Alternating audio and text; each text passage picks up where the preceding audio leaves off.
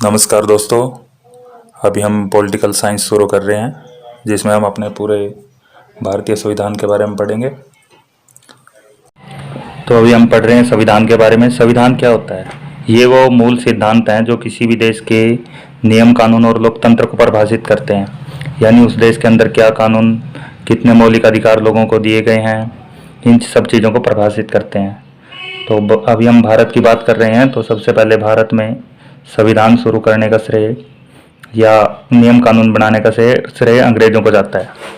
देखिए, अभी हम पढ़ रहे हैं 1757 में प्लासी का युद्ध हुआ।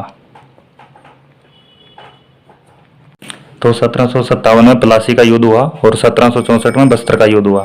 प्लासी का युद्ध अंग्रेजों और सिराजुद्दौला के बीच में हुआ और बस्तर का युद्ध ऐसे ही अंग्रेजों और मीर कासिम के बीच में हुआ। इन दो युद्धों के बाद 1764 के युद्ध के बाद बंगाल का पूरा साम्राज्य रॉबर्ट क्लाइव के हाथों में आ गया। रॉबर्ट क्लाइव ने सीधा सीधा बंगाल पर एकाधिकार कर लिया और वो अपने नियमों के अनुसार वहां पर शासन करने लगा। कुछ दिनों के बाद रॉबर्ट क्लाइव पर भ्रष्टाचार के आरोप लगे और उसके बाद अंग्रेजों ने पहली बार भारत में नियम कानून बनाने का प्रक्रम शुरू किया। सबसे पहले 1773 में रेगुलेटिंग एक्ट के तहत नियम कानून बनाए गए। 1773 के रेगुलेटिंग एक्ट जब बन रहे थे, उस टाइम तक अंग्रेजों ने चेन्नई और बम्बई इन दोनों पर भी अपना कब्जा कर लिया था। तो उससे पहले अलग अलग एरिया के अलग अलग गवर्नर हुआ करते थे, जैसे बंगाल का गवर्नर, चेन्नई का गवर्नर और बम्बई का गवर्नर। लेकिन 1773 के रेगुलेटिंग एक्ट के बाद इन तीनों को मिला करके इन तीनों का एक ही गवर्नर जनरल बनाया गया और पहले गवर्नर जनरल बने लॉर्ड वॉरेन हेस्टिंग। ये पहला बदलाव हुआ 1773 में।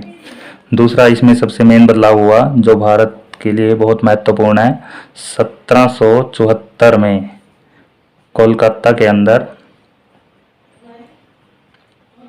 भारत का पहला न्यायालय खोला गया। तो भारत का पहला उच्चतम न्यायालय कोलकाता के अंदर 1774 में खोला गया। उसके पश्चात समय समय पर अंग्रेजों ने अलग अलग कानून बनाए, लेकिन हम अभी मेन कानून के बारे में पढ़ेंगे। तो 1813 में चार्टर अधिनियम बनाया गया। 1813 में चार्टर अधिनियम।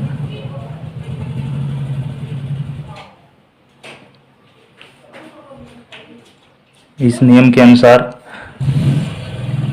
अगर हम इतिहास में पढ़ें तो पूरी 1600 ईस्वी में अंग्रेज एक कंपनी के रूप में वहाँ की सरकार से, इंग्लैंड की सरकार से आज्ञा लेकर के भारत में व्यापार करने के लिए आए थे।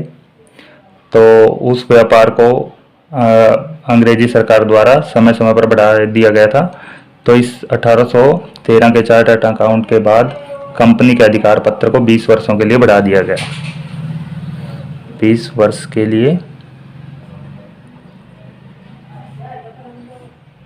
अधिकार पत्र बढ़ाया गया।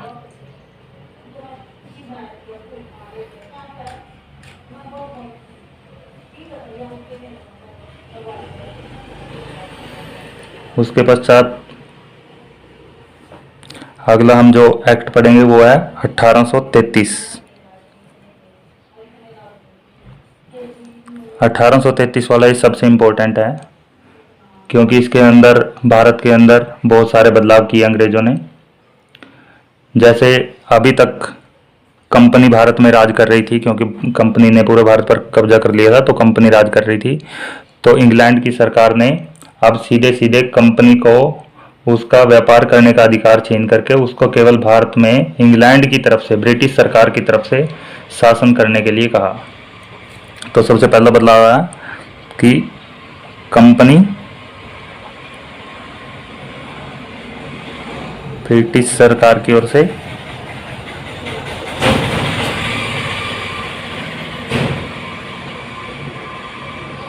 भारत पर शासन करेगी।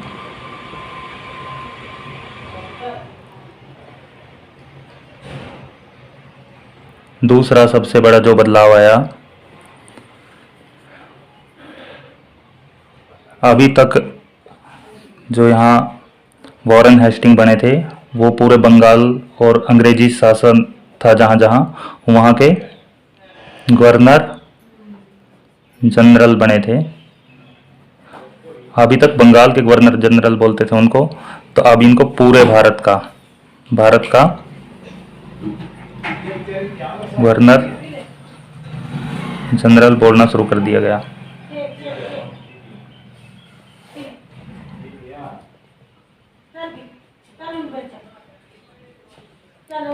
ये सबसे मेन बदलाव था। और जो पहले भारत के गवर्नर जनरल बने वो थे William Bentinck, Lord William Bentinck. 1857 में पहला स्वतंत्रता संग्राम हुआ। इस स्वतंत्रता संग्राम के बाद जब अंग्रेजों ने देख लिया कि भारत वाले अभी आज़ादी की मांग कर रहे हैं, तो उन्होंने इस आंदोलन को तो दबा दिया, लेकिन 1858 में इस आंदोलन के विफल होने के बाद जब अंग्रेजों ने देखा कि हमारी सत्ता हमारे हाथों से जाने वाली है, तो उन्होंने कुछ नए बदलाव किए और वो 1858 में भारत का शासन अधिनियम इस नाम से कुछ कानून लेकर के आए। ये बहुत बड़ा चेंज था भारतीय कानूनों के अंदर। सबसे पहला जो इसके अंदर चेंज लाया गया कि अब कंपनी के हाथों से शासन सीधा ब्रिटिश सरकार द्वारा चलाया जाने लगा। सीधा किसके हाथों में आ गया? ब्रिटिश सरकार।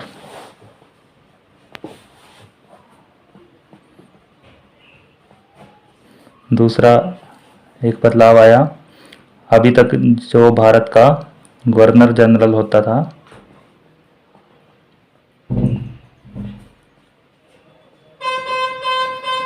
उसे अब भारत का वायसराय कहना शुरू कर दिया।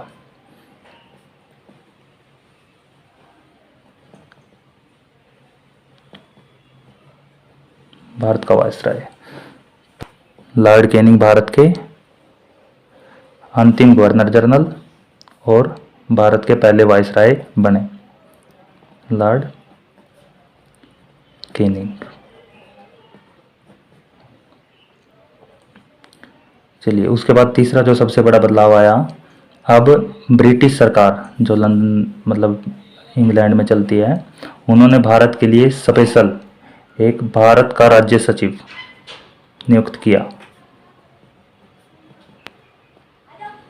इसका कार्य भारत के वायसराय के साथ, जैसे जो लॉर्ड कैनिंग थे उसके साथ मिलकर के भारत में शासन करना था, या भारत के शासन को सुचारू रूप से चलाना।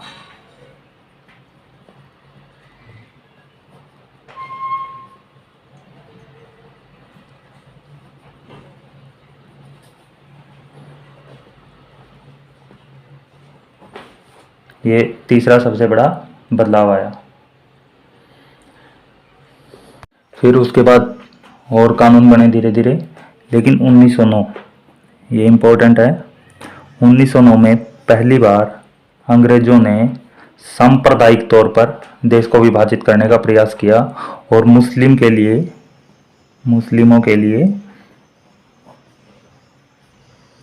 अलग निर्वाचन क्षेत्र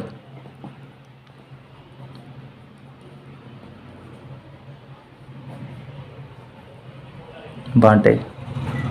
इसका सीधा सीधा मतलब ये था कि उन्होंने कुछ एरिया बांट दिया, जैसे जो एमपी वगैरह बनते हैं जैसे, तो उस एरिया में से केवल मुसलमान ही उम्मीदवार के रूप में उठ सकते थे और उनको वोट देने का अधिकार भी केवल मुसलमानों को था, यानी वहाँ रह रहे हिंदुओं को वोट देने का कोई अधिकार नहीं था। तो इसको अंग्रेजों द्वारा पहली कूटनीति बोला जाता है, जिसके दौरान उन्होंने सांप्रदायिक तौर पर भारत को बांटने का प्रयास किया। मार्ले मिंटो सुधार अधिनियम बोलते हैं 1909 के अधिनियम को। उसके बाद कुछ कानून 1919 में आए और उसके पश्चात 1935 के अंदर अंग्रेजों ने भारत के लिए बिल्कुल नए कानून बनाए, जिसके अंदर जो हम आज वर्तमान में संविधान देख रहे हैं उसमें लगभग 250 आर्टिकल इसी 1935 के अधिनियम से लिए गए हैं। उस समय जब ये अधिनियम बनाया 1935 में, तो इसके अंदर 321 आर्टिकल, 10 अनुसूचियां, 1935 के अधिनियम में 321 आर्टिकल और 10 अनुसूचियां अंग्रेजों ने भारतीयों के लिए बनाई। और एक सबसे मेन जो चीज़ है, RBI, reserve bank of India की स्थापना भी 1935 में अंग्रेजों ने इसी अधिनियम के तहत भारत में की। अभी आगे के जो अधिनियम है अभी हम पढ़ेंगे। सबसे पहले थोड़ा पढ़ते हैं कि संविधान की मांग किसने और कब उठाई। सबसे पहले, क्योंकि अंग्रेज तो कानून बना रहे थे भारतीयों के लिए, लेकिन भारतीय संविधान की अलग से कि हम अपने देश का संविधान खुद बनाएं, 1922 में महात्मा गांधी ने सबसे पहले भारतीय संविधान सभा की मांग उठाई। उसके बाद 1934 में एम.एन. राय ने अलग संविधान सभा की मांग उठाई जो भारतीयों के अनुसार होगा। 1935 में कांग्रेस ने इसका समर्थन किया।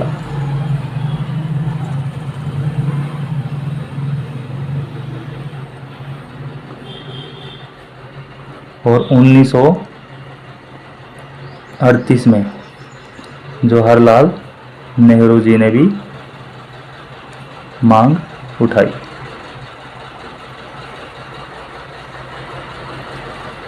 महात्मा गांधी ने अलग अलग आंदोलन किए।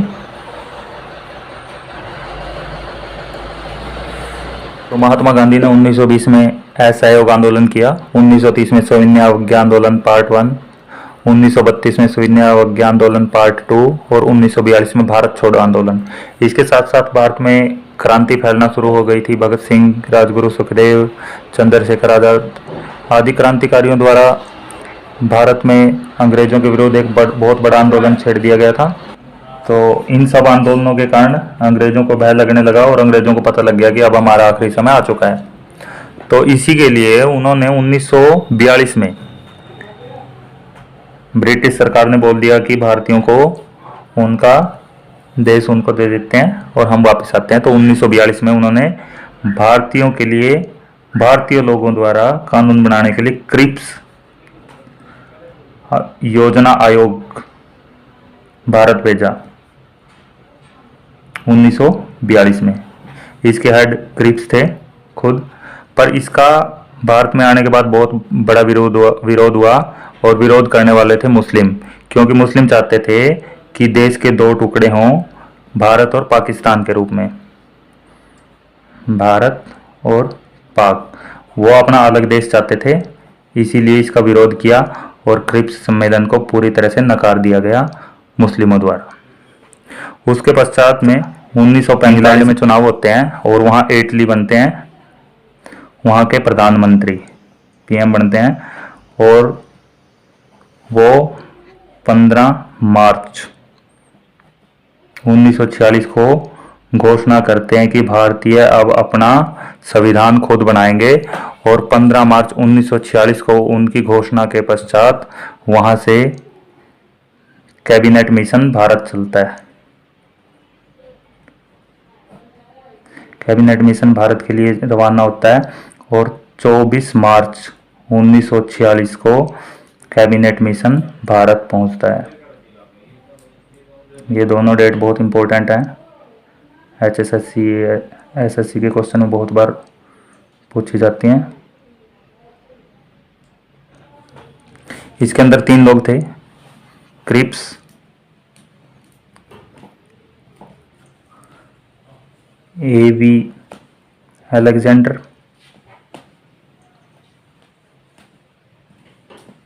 और सर पैथिक लॉरेंस। ये नाम भी बहुत इंपॉर्टेंट है तीनों के। इनका पूरा नाम स्टैफोर्ड क्रिप्स था। इन तीनों के नाम बहुत बहुत इंपॉर्टेंट हैं। तो इनको भी हम याद करेंगे। इनकी शॉर्ट फॉर्म याद कर लेते हैं पीछे की, क्रिप्स, अलेक्जेंडर और लॉरेंस, तो ऑप्शन से हो ही जाएगा एग्जाम में। बहुत जल्दी हम इसकी अगली वीडियो लेके आने वाले हैं जिसके अंदर हम पढ़ेंगे किन लोगों ने भारत का संविधान बनाया, कैसे उनका चुनाव हुआ और कैसे कैसे भारत का संविधान बना। जय हिंद, जय भारत दोस्तों, मिलते हैं अगली वीडियो में।